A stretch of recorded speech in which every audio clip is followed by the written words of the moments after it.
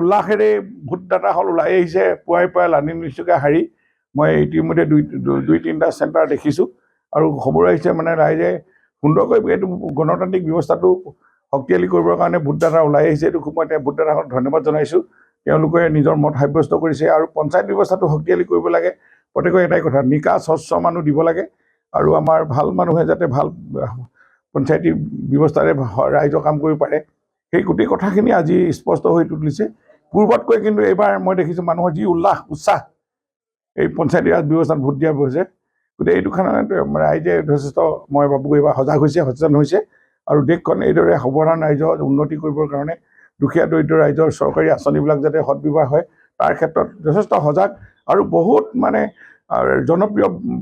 ward member যিমতে যিসকল দেখিছোঁ ৰিটায়াৰ্ড টিচাৰ ৰিটায়াৰ্ড এমপ্লয়ী বহুত ৰাইজৰ লগত জড়িত মানুহবিলাক উঠিছে AP হওক JPC হওক গতিকে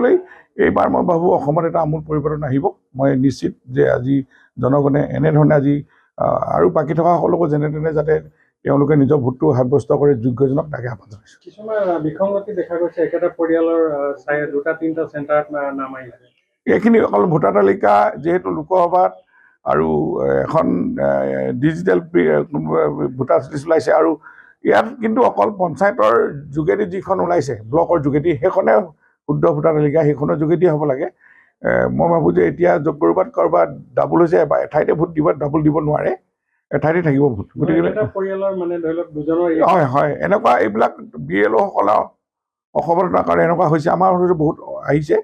গতিকে এই পঞ্চায়তৰ এতিয়া প্ৰিজাইডিং অফিচাৰসকল আৰু ছেক্টৰ অফিচাৰসকলে এইখিনি অলপ চাই চিতি মানে বহুতে কৈছে আমি ভোট দিবলৈ পাব লাগে আমি যিহেতু আমি যোৱাবাৰ ভোট দিছোঁ লোকসভাত ভোট দিছোঁ এতিয়া ভোটাৰ তালিকাত নাম নাই গতিকে এইবাৰ BLO বা মানে এইবাৰ ইলেকশ্যন অফিচাৰসকলে যথেষ্ট ব্লকত এৰি দিয়াৰ কাৰণে ব্লক লেভেলে এইখিনি অকণমান বিসংগতি এটা হৈছে বহুত এনেকুৱা নাই যথেষ্ট নাই অলপ ক'ৰবাত দুই এজনকৈ মই ভাবোঁ এইখিনি শুদ্ধ কৰিবলৈ ভৱিষ্যতৰ কাৰণে আমাৰ বিধানসভাৰ কাৰণে আৰু গতিকে এতিয়া দুই এজনৰ বাদ পৰি থাকিলেও যদি ফৰ্মেলি তেওঁ পুৰণা কিবা দেখুৱাব পাৰে দিয়া ব্যৱস্থা এটা ক'ৰবাত আছে বুলি ইলেকশ্যন কমিশ্যনৰ ফালৰ পৰা অফিচাৰসকলে জনাইছে জয় হ'ব ভাল হ'ব আমাৰ ভাৰতীয় জনতা পাৰ্টীৰ পক্ষতে ভোট প্ৰদান হৈছে মই যিটো দেখিছোঁ ৰাইজ তথাপিতো গণতন্ত্ৰত আছেই মত সাব্যস্ত কৰিবলৈ বিৰোধীও প্ৰয়োজন আছে আমি বিৰোধী নচাত হ'ব নোৱাৰে গণতান্ত্ৰিক ব্যৱস্থাত তেতিয়া সুন্দৰকৈ কাম কৰিছিলে বিৰোধী য'তে শক্তিশালী ত'তে শাসকীয় দলে সুন্দৰকৈ কাম কৰিব পাৰে সেই এটা কনচেপ্টো আছে গতিকে য'ত কেন্দ্ৰত চৰকাৰ ৰাজ্যত চৰকাৰ আৰু মোদী ডাঙৰীয়াৰ নেতৃত্বত ডক্টৰ হিমন্ত বিশ্ব শৰ্মা ডাঙৰীয়াৰ নেতৃত্বত কিমান কাম হৈছে এইখিনিক আৰু ত্বৰান্বিত কৰিবৰ কাৰণে গতিটো আজি পঞ্চায়ত নিৰ্বাচন অনুষ্ঠিত হৈছে আৰু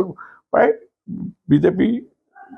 মিত্ৰজোঁটৰ পক্ষতে ভোট আহিব মোৰ আশা আছে যিকোনো খবৰৰ বাবে যোগাযোগ কৰক 7099017330 লগতে 7099017110 নম্বৰত